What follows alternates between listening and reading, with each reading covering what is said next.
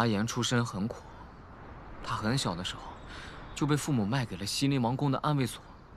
这么小的孩子，受尽了折磨，拼尽了全力，好不容易才在那种厮杀之地活了下来，从此也只能待在暗处，做最危险的刺杀任务。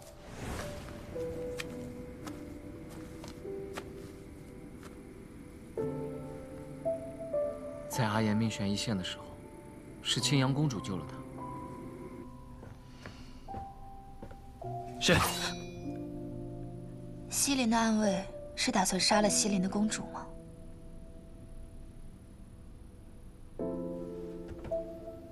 你的伤上有毒，我赌你走不出这个院子。这是毒药。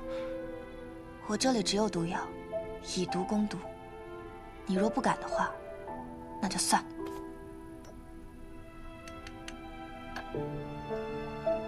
能将性命就这样交到一个初次见面的陌生人手里，看来你也没有多期待活着吧？青阳的母亲出身寒微，并不受西林王宠爱。青阳虽为公主，却也过得很苦，一个人住在最偏的地方。但也正因如此，阿言才能悄悄进出而不被人发现。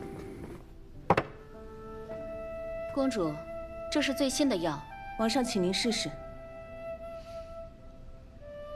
西林王追求长生术，但又怕有危险，需要血亲试药，就让最不受宠的青阳做他的药人。你怎么了？阿言，你来了。你的眼睛……没事，试药而已，很快就会好了，你不要担心。阿言很生气，但也没有办法，只好经常陪着青阳，从御医院偷药给他，暗中惩罚欺负他的人。就这样，两个苦命的人开始相互依靠。他们两人渐生情愫，可谁都没有说出口，因为能够好好活下去，对于他们来说就已经是奢望了。后来呢？后来啊，西林王不知从何处得知了阿言对青阳的心思，他告诉阿言，可以去军营，边疆战事吃紧，若立下军功，擢升为将军，娶公主也不是不可能的事。阿言去了啊，去了，烽火狼烟，枕戈擒甲，九死一生。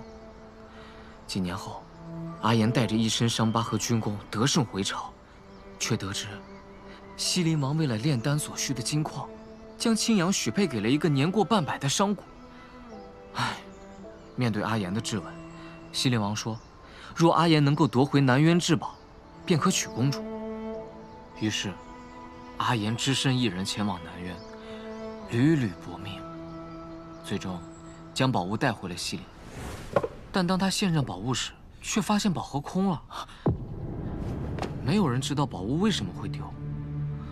阿言请西林王再给他一次机会，西林王答应阿言能在半年内筹得黄金10万两为聘礼，滚，便可将青阳嫁给他。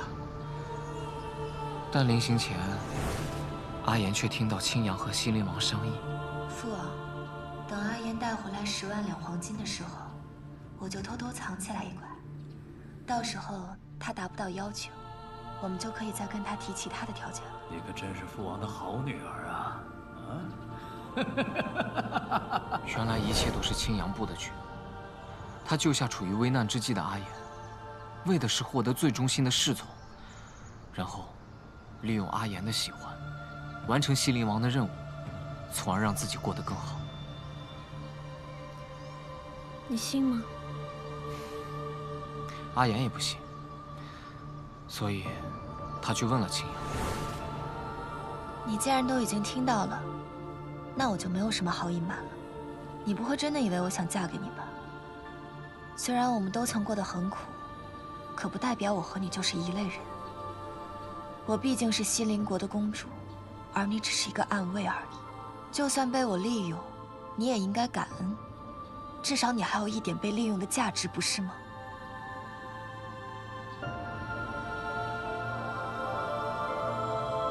阿言带着悲愤离开西林，于各国流浪，幸得圣君赏识，扎根东泽，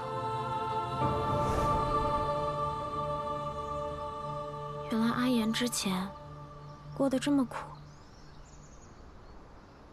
可是何周，为什么我觉得青阳不是那样的人？你才认识青阳多久？青阳是什么样的人，阿言比你更清楚。你就听阿言的劝，离青阳远一些。